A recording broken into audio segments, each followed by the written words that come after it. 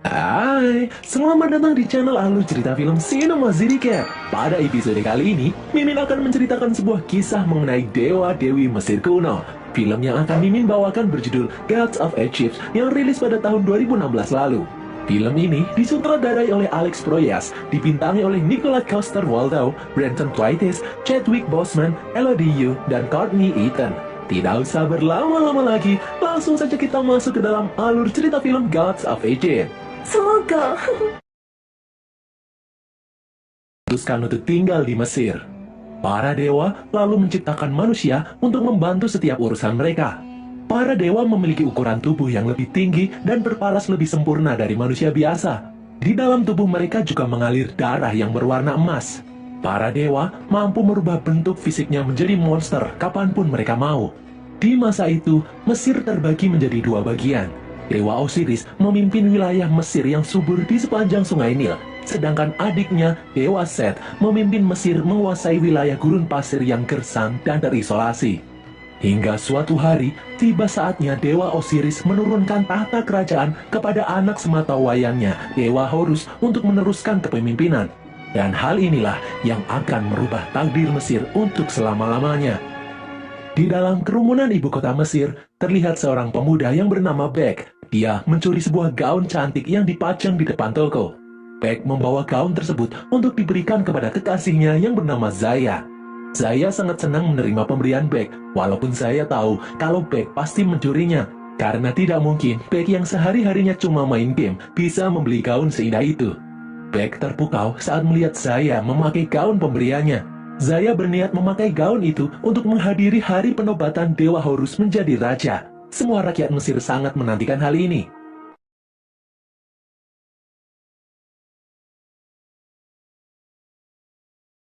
Sementara itu, di dalam istana kerajaan, Dewa Horus bangun kesiangan akibat mabar sampai pagi.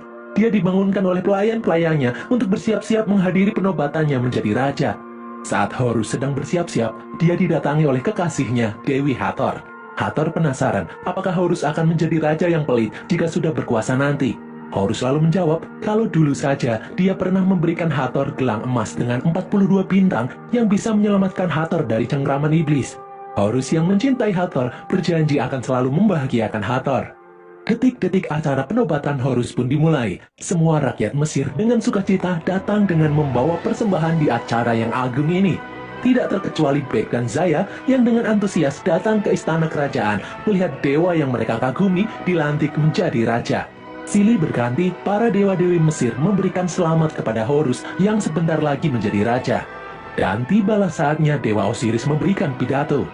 Di sana, Osiris berkata kalau dia sangat mencintai semua rakyat Mesir. Tidak peduli mereka miskin ataupun kaya, karena di bawah kepemimpinannya, di alam kematian nanti, dewa-dewa kematian tidak akan memandang harta mereka. Semua rakyat Mesir akan disambut di dunia akhirat. Ini adalah hadiah Osiris untuk semua rakyat Mesir. Osiris kemudian memanggil Horus untuk maju ke depan. Di saat Osiris akan memakaikan mahkota raja di kepala Horus, tiba-tiba Dewa Set datang ke tempat itu. Kedatangan Set diikuti oleh ribuan pasukan merah. Kedatangan Set bukan untuk memberi selamat, namun dia berniat merebut tahta dari tangan Osiris. Set merasa kalau inilah saat yang tepat baginya untuk menjadi raja Mesir setelah ribuan tahun menghimpun kekuatan di gurun pasir Mesir. Osiris yang tidak ingin bertarung mencoba memeluk Set, namun Set malah menusuknya. Osiris pun tumbang. Hal ini membuat semua orang ketakutan. Set menyuruh semua dewa dan manusia yang ada di sana untuk berlutut di hadapannya. Set kemudian membuat peraturan. Di alam kematian nanti, barang siapa yang tidak mampu membayar sejumlah emas, maka dia akan dibuang ke dalam neraka. Melihat aksi Set yang semena-mena ini, Horus pun menjadi emosi. Horus kemudian bangkit dan menyerang Set. Mereka berdua pun bertarung dengan sengit. Horus dan Set kemudian berubah bentuk memperlihatkan wujud asli mereka. Horus dengan sayapnya terbang dan menghajar Set. Namun rupanya Set masih jauh lebih kuat. Dibantu pasukannya yang mengganggu pandangan Horus, Set menghajar Horus bertubi-tubi. Set kemudian mendekati Horus dan mencongkel kedua mata Horus. Tanpa kedua matanya, Horus kini menjadi sangat lemah. Di saat Set akan menusuk Horus, Hathor menghentikannya. Hathor berjanji akan melakukan apapun asalkan Set tidak membunuh Horus. Bertahun-tahun kemudian, di bawah kepemimpinan Set, semua manusia dijadikan budak dan dewa-dewi yang menentangnya dibunuh dengan keji. Sementara Horus diasingkan di tempat yang jauh. Di sela-sela pekerjaannya, Beth menyelinap naik menuju sebuah ruangan. Dia menemui Zaya yang saat ini menjadi pelayan sang arsitek yang merancang semua bangunan milik Dewa Set. Di saat arsitek sedang pergi, di saat itulah Beth bisa melepas rindu dengan Zaya. Beth berniat membebaskan Zaya dari tempat itu jika dia sudah kaya nanti. Namun Zaya malah lebih memikirkan nasib seluruh warga Mesir. Zaya memiliki rencana untuk menumbangkan Set. Dari jauh, Zaya memperlihatkan rombongan pasukan Set membawa harta jarahan perang. Di saat harta itu dimasukkan ke dalam berangkas kerajaan, itulah saat yang tepat untuk menyelinap masuk dan mengambil mata Horus yang disimpan di dalam berangkas kerajaan. Saya ingin Bek mencuri mata Horus dan mengembalikannya kepada Horus dengan harapan Horus bisa menolong seluruh rakyat Mesir. Di dalam perpustakaan arsitek, Bek melihat sebuah rancangan yang disebut piramida kekuatan Dewa Set, di mana di dalamnya tersimpan bara api, sumber kekuatan Dewa Set. Saya lalu memperlihatkan peta berangkas kerajaan tempat di mana mata Horus disimpan kepada Bek. Di dalam istana, sang arsitek menemui Set. Dia melaporkan bahwa pembangunan monumen tertinggi di dunia, pesanan Set, akan segera selesai. Set sangat senang melihat hasil kerja arsiteknya tersebut. Malam harinya, Bek menyelinap di tumpukan harta rampasan perang dan ikut masuk ke dalam berangkas kerajaan Mesir. Di dalam, Bek melompat menuju sebuah jembatan. Di bawah terlihat kalau tempat itu dijaga oleh ribuan kalajengking. Bek melihat peta dan mengetes jebakan-jebakan di depannya. Dan ternyata benar, tempat itu penuh dengan jebakan. Bermodalkan peta, dengan lincah, Bek melewati aneka jebakan yang ada di sana. Dari jauh, Bek melihat hanya ada satu mata Horus yang disimpan di tempat itu. Di saat Bek menghampirinya, tiba-tiba lantai di bawahnya runtuh. Bek pun berlari dan melompat meraih mata Horus. Namun hal itu membuat dia terjatuh ke bawah. Tidak disangka, pancaran cahaya mata Horus bisa membuat para kalajengking takut. Siang harinya, di saat Bek kembali menemui Zaya, ternyata aksi mereka berdua ketahuan oleh sang arsitek. Bek kemudian mengeluarkan mata Horus yang membuat semua orang silau. Melihat kesempatan itu, Bek mengajak Zaya untuk kabur menaiki kereta kuda. Di jalanan kota, tiba-tiba sebuah panah dari sang arsitek berhasil menembus dada Zaya. Zaya pun tumbang. Mereka berdua berhasil kabur, namun Zaya tewas di pangkuan Bek. Keesokan harinya, sampailah Bek di tempat pengasingan Horus.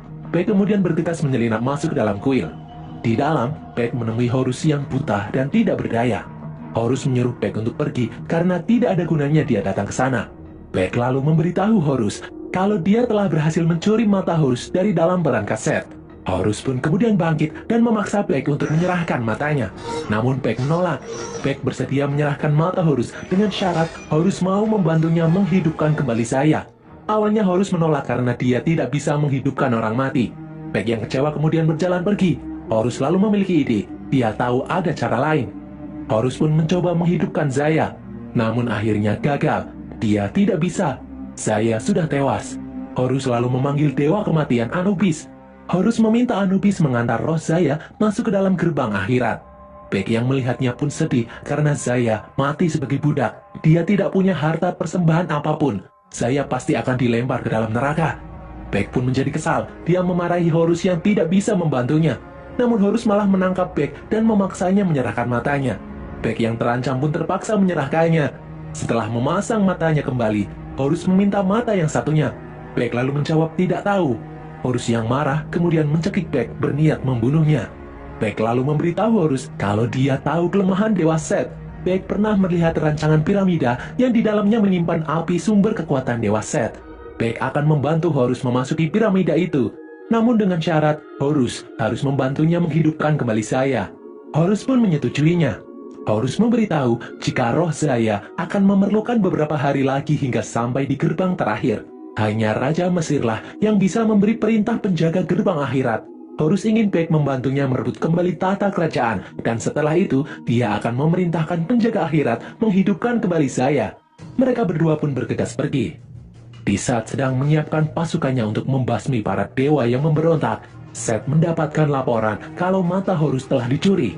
Set dan anak buahnya lalu memeriksa kuil tempat Horus diasingkan. Tidak ada siapapun di sana. Set malah menemukan tubuh Zaya yang sudah tidak bernyawa. Set pun menyuruh anak buahnya untuk mengejar Horus. Di tempat lain, Horus dan Bek sedang bersusah payah mendaki gunung. Bek penasaran kenapa Horus tidak berubah saja menjadi burung dan tidak perlu repot-repot mendaki. Horus selalu menjelaskan kalau kekuatannya tidak akan sempurna tanpa kedua matanya. Itu alasan kenapa Horus mengajak Beth mendaki gunung ini. Sesampainya di puncak gunung, di depan batu matahari, Horus berdoa kepada kakeknya, sang dewa matahari, Ra, untuk meminjaminya kekuatan. Dan berhasil, Horus berubah bentuk menjadi burung emas. Horus lalu membawa Beth terbang ke angkasa, ke tempat di mana dewa matahari berada. Dan sampailah Horus dan Beth di kapal tempat tinggal sang dewa matahari. Baru saja mereka sampai, dewa matahari Ra menyuruh mereka berdua untuk diam. Ra kemudian bangkit dan berubah menjadi besar. Dengan kapalnya, dewa Ra menarik matahari untuk terus bergerak mengitari bumi yang datar. Ternyata di depan kapal itu muncul cacing super besar Apophis yang ingin menghancurkan bumi. Dengan kekuatannya, dewa Ra menyingkirkan cacing raksasa tersebut. Cacing itu pun bergerak pergi menjauh. Di depan Horus, Ra menjelaskan kalau tugasnya sangatlah berat, yaitu menjaga kehidupan di bumi tetap aman dari serangan cacing Apophis.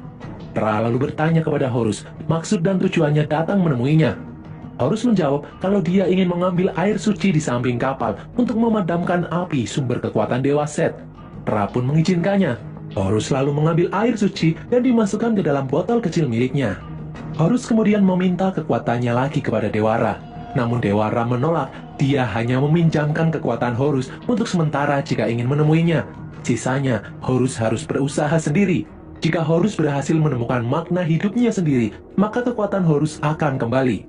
Dewa Ra tidak suka cara Set memimpin Mesir, namun Ra juga tidak yakin kalau Horus akan lebih baik dari Set.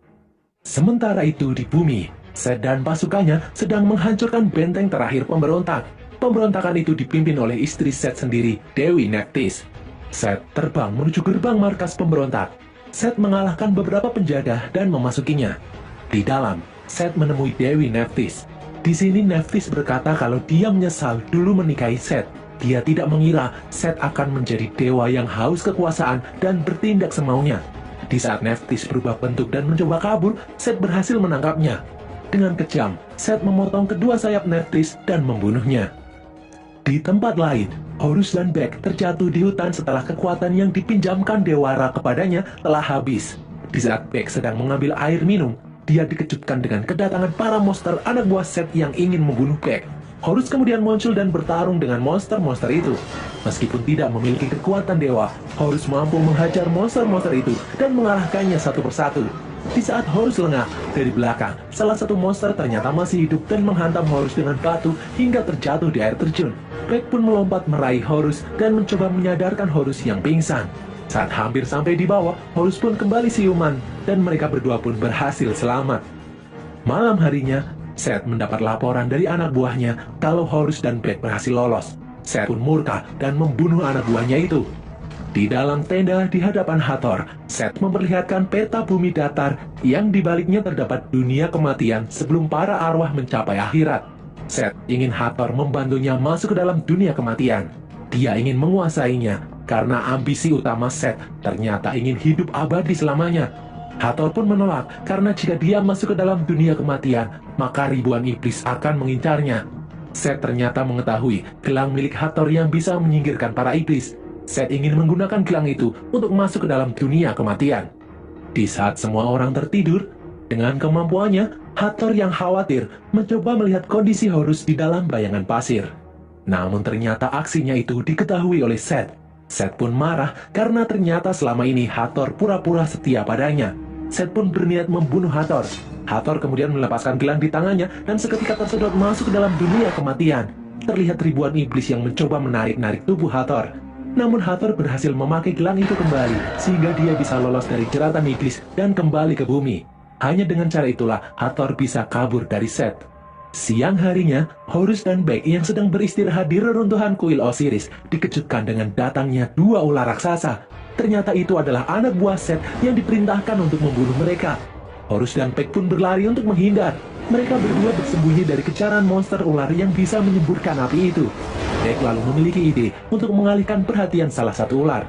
Beth pun langsung berlari. Di saat ular hitam mengejarnya, dari bawah, Horus berhasil menusuk ular itu. Horus lalu menusuk mulut ular itu dengan tombak dan menahannya. Beth lalu kembali berlari memancing ular yang satunya. Dari belakang, Horus mengejar ular itu dan melompat ke atasnya. Horus bertarung dengan sang pengendara ular dan mengikatnya sehingga ular tersebut berhasil dipancing dan jatuh ke dalam jurang. Di tengah-tengah pertempuran, tiba-tiba muncul Hathor dari balik reruntuhan. Dengan santainya, Hathor mendekati monster ular yang sedang mengamuk. Dia melepaskan tombak yang menancap di mulut ular tersebut dan menyihirnya agar ular itu bergerak sesuai kehendaknya. Tiba-tiba, ular itu bergerak aneh dan membakar tubuhnya sendiri.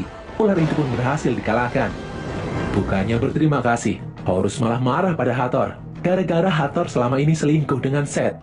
Hathor lalu menjawab kalau dia terpaksa melakukannya karena jika dia menolak, maka Set akan membunuhnya. Hathor lalu bertanya apa rencana mereka untuk mengalahkan Set. Beck menjelaskan kalau mereka akan menyelinap masuk ke dalam piramida yang menyimpan api kekuatan Set dan memadamkannya. Mendengar penjelasan Beck, Hathor pun ragu karena piramida itu dijaga oleh monster Sphinx. Sphinx akan membunuh siapapun yang gagal menjawab teka-tekinya. Menyadari hal ini, Horus lalu memiliki ide untuk meminta bantuan Dewa Thoth yang sangat pintar. Mereka pun bergegas menuju tempat persembunyian Dewa Thoth. Mereka berjalan melewati rawa-rawa di antara pohon-pohon yang tinggi. Hathor menyuruh Beck untuk mengambilkan air minum untuknya, namun Beck menolak. Hathor lalu mencoba menyihir Beck, namun ternyata gagal. Ternyata Hathor tidak bisa menyihir pria yang sedang jatuh cinta. Hathor pun bertanya mengenai wanita pujaan hati Beck. Beck menjawab kalau pujaan hatinya telah tewas. Namun Horus berjanji akan menghidupkannya kembali setelah dia berhasil mengalahkan Set. Hathor pun bingung mendengar hal itu. Akhirnya mereka pun berhasil mencapai tempat persembunyian Dewa Thoth. Mereka pun memasukinya. Di dalam, terlihat Dewa Thoth dan para asistennya sedang sibuk mempelajari semua hal yang ada di dunia ini. Horus meminta Thoth yang pintar untuk membantunya ikut masuk ke dalam piramida dan menjawab pertanyaan Sphinx. Namun Thoth dengan tegas menolaknya. Beck lalu maju dan berkata jika Thoth tidak mau membantu, maka dia sendiri yang akan menjawab teka-teki Sphinx. Namun sebelumnya, Beck akan memberitahu Sphinx jika Dewa Thoth tidak berani menjawab tantangan teka-teki Sphinx karena Thoth kurang pintar. Thoth yang mendengar hal itu pun langsung emosi karena dianggap bodoh. Thoth pun akhirnya bersedia untuk ikut membantu. Mereka pun bergegas pergi. Di tengah padang pasir, Hathor bertanya kepada Horus kenapa dia tega berbohong dengan menjanjikan bisa menghidupkan orang mati, padahal hal itu tidaklah mungkin. Horus lalu menjawab kalau dia terpaksa berbohong agar dia bisa mengalahkan Set dan menyelamatkan semua orang. Hathor yang kasihan lalu menemui Beck. Dengan kemampuannya, Hathor memperlihatkan kondisi Zaya di dalam alam kematian. Beck khawatir Zaya tidak bisa melewati gerbang menuju akhirat karena Zaya tidak memiliki harta untuk dipersembahkan. Malam harinya, Horus dan yang lain sampai di depan piramida milik Set yang dilindungi oleh badai pasir. Piramida itu selalu bergerak tidak beraturan. Beck lalu melompat memasuki piramida itu. Beck melompat melewati tangga dan meraih tuas untuk menghentikan badai pasir. Dan berhasil, badai itu pun berhenti. Horus dan yang lain kemudian menyusul masuk. Saat sedang berjalan di dalam piramida, tiba-tiba mereka dihadang oleh sosok raksasa, monster pasir Sphinx. Sphinx memberikan sebuah teka-teki. Jika jawabannya salah, maka Sphinx akan membunuh mereka semua. Pertanyaannya adalah, ikan-ikan apa yang suka berhenti? Awalnya Thoth bingung, dia tidak tahu jawabannya. Sphinx pun mengamuk menyuruh mereka segera menjawab. Di saat Sphinx hampir membunuh Horus, Thoth teringat akan jawabannya. Thoth lalu berkata kalau jawabannya adalah ikan paus. Dan benar sekali, Sphinx pun pergi menghilang. Mereka pun melanjutkan perjalanan menuju lubang tempat api kekuatan Set berada. Di saat Horus mendekatinya, tiba-tiba sebuah jebakan muncul dari bawah. Air suci di tangan Horus pun terlempar keluar. Dari belakang, Set datang dan menyerang Thoth. Set mengambil otak Thoth dan membunuhnya. Di saat Set sedang menceramahi Horus, Beck mengambil air suci dan berniat menaburkannya ke dalam lubang api. Set yang melihatnya pun menyuruh Beck untuk berhenti. Set memperlihatkan kalung milik Zaya. Set memberitahu Beck kalau janji Horus yang ingin menghidupkan Zaya kembali adalah hal yang mustahil meskipun Horus menjadi raja Mesir sekalipun. Horus telah membohongi Beck. Beck pun kaget mendengar hal tersebut. Beck menjadi ragu. Set pun akhirnya berhasil meraih air suci dan menghancurkannya. Set kemudian berjalan pergi, berniat ingin mengubur mereka di piramida itu. Melihat piramida itu mulai runtuh, dengan sisa-sisa kekuatannya, Horus berhasil keluar dari jebakan. Mereka pun berlari menyelamatkan diri keluar dari piramida. Setelah berhasil keluar, Beck mengungkapkan rasa kekecewaannya pada Horus yang selama ini membohonginya. Beck akhirnya sadar kalau ternyata benar manusia tidak pernah dianggap berharga di mata para dewa. Mendengar hal itu, Hathor yang kasihan kemudian berdiri. Hathor memanggil Anubis untuk datang. Hathor memberitahu Anubis jika kekasih Bek tidak memiliki harta yang pantas untuk melewati gerbang akhirat. Hathor ingin Anubis mengantar Bek masuk ke dalam dunia kematian untuk memberikan emas persembahan bagi gadis pujaannya. Anubis pun bersedia, namun hal ini membutuhkan pengorbanan yang sangat besar. Hathor lalu merelakan gelang miliknya untuk diberikan sebagai persembahan. Anubis pun menyetujuinya. Horus lalu bangkit dan melarang Hathor melepaskan gelang itu karena resikonya Hathor akan kembali diculik oleh para iblis. Namun Hathor bersikeras karena mereka, para dewa, bersalah telah membohongi Bek. Hathor ingin membantu Bek memberikan salam perpisahan terakhir pada kekasihnya.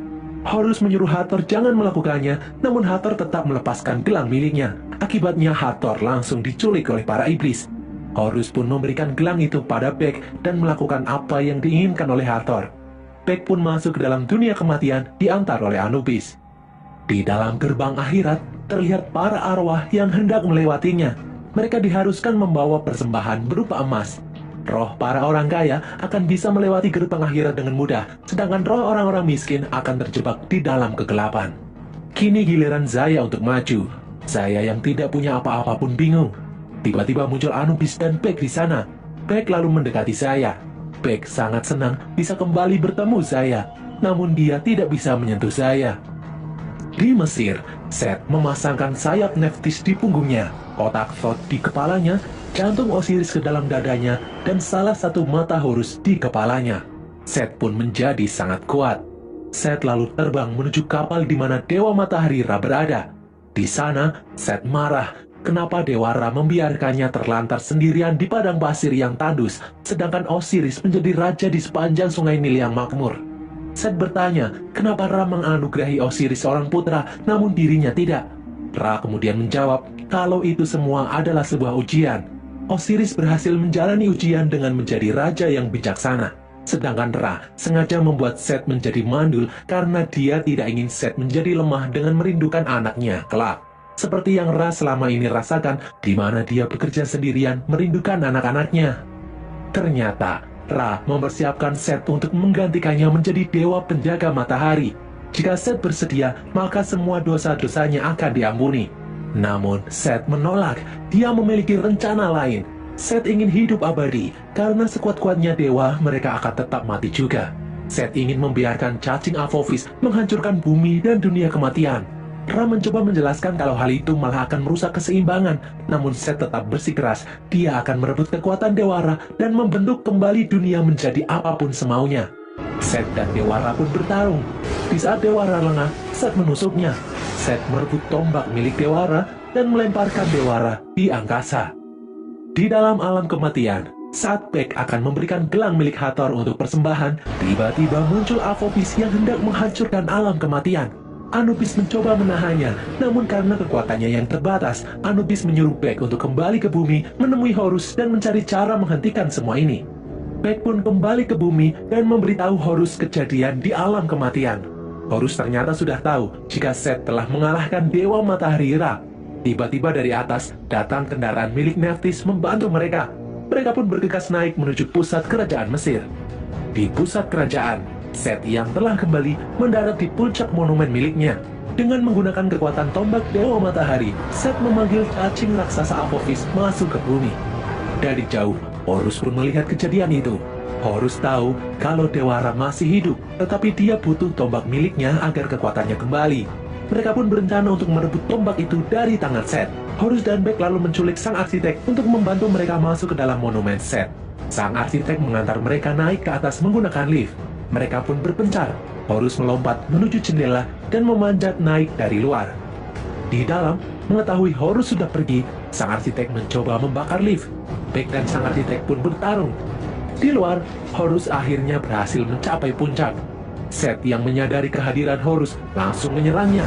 Mereka berdua pun bertarung. Ternyata Set masih terlalu kuat dari Horus. Di dalam, menyadari lift sebentar lagi akan hancur, Bek meraih sebuah tali. Bek menendang sang arsitek hingga jatuh dan kemudian melompat berkelantungan menuju puncak. Di atas monumen, Horus masih berusaha sekuat tenaga bertarung melawan Set. Namun Set yang lebih kuat berhasil menjatuhkannya. Di saat Set akan menusuk Horus dengan tombak, Dari belakang, Bek melempar tali ke arah tombak dan membuatnya meleset. Seth yang emosi lalu berubah bentuk dan menghajar Bek. Tidak disangka Bek malah berhasil mengambil mata Horus dari kepala Seth. Seth lalu melempar Bek. Sambil meluncur jatuh, Bek melempar mata itu ke arah Horus. Namun bukannya meraih matanya, Horus malah memilih untuk menyelamatkan Bek yang terjatuh. Mereka berdua pun meluncur ke bawah. Namun tiba-tiba Horus berubah bentuk, kekuatannya telah kembali. Horus pun terbang meluncur menyelamatkan Bek. Sesampainya di bawah, Horus akhirnya sadar kalau tujuan hidupnya selama ini bukan untuk balas dendam, tapi untuk melindungi rakyat Mesir. Itulah sebabnya kekuatannya bisa kembali setelah dia melepaskan egonya sendiri. Horus lalu kembali melesat ke atas. Horus dan Seth kembali bertarung. Mereka terbang saling kejar-kejaran di langit Mesir. Horus memancing Seth masuk ke dalam monumen dan menjebaknya. Horus kemudian melepaskan sayap milik Seth dan melemparkan Seth ke bawah. Di saat panik, Seth menembakkan tombak Ra ke segala penjuru. Hal itu membuat monumen miliknya hancur dan menimpanya sendiri. Melihat Seth yang merangkak tidak berdaya, Horus kemudian mengambil tombak Ra dan menusuk Seth hingga tewas. Horus kemudian bergegas menemui Dewa Ra yang melayang-layang di angkasa. Setelah tombak miliknya dikembalikan, Dewa Ra pun kembali bangkit. Dengan kekuatan tombak miliknya, Dewa Ra menggiring cacing Apophis untuk menjauh dari bumi. Begitupun di dalam dunia kematian. Semuanya pun akhirnya kembali seperti semula. Horus yang sudah kembali ke Mesir dihampiri seorang gadis yang menemukan salah satu matanya. Setelah memasang kembali matanya tersebut, Horus pun berterima kasih. Di saat Horus akan mengucapkan terima kasih kepada Bek, ternyata luka di tubuh Bek sangatlah parah. Bek pun tewas. Dengan perasaan sedih, Horus membawa jasad Bek masuk dalam kuil untuk berbaring di samping Zaya. Tiba-tiba dari belakang muncul Dewa Ra menghampiri Horus. Dewa Ra sangat berhutang budi pada Horus yang telah mengembalikan keseimbangan kehidupan. Sebagai gantinya, Dewa Ra akan mengabulkan apapun permintaan Horus. Horus lalu menjawab kalau satu-satunya yang dia inginkan saat ini adalah sahabatnya Bek dan kekasihnya bisa hidup kembali. Dewa Ra pun mengabulkan keinginannya. Dewa Ra menghidupkan kembali Bek dan Zaya. Singkat cerita, semua orang kembali berkumpul untuk penobatan Horus menjadi Raja Mesir. Hal pertama yang Horus lakukan setelah menjadi raja adalah menghapuskan aturan pemberian persembahan agar bisa masuk ke dalam akhirat. Menurut Horus, dunia akhirat harus diperoleh dengan kebaikan dan kasih sayang selama hidup di dunia. Di sore hari, Bek menghampiri Horus untuk mengembalikan gelang milik Hathor. Horus ternyata sangat merindukan Hathor. Dia ingin pergi untuk mencari Hathor. Horus lalu menyuruh Bek dan keturunannya memimpin Mesir selama dia pergi.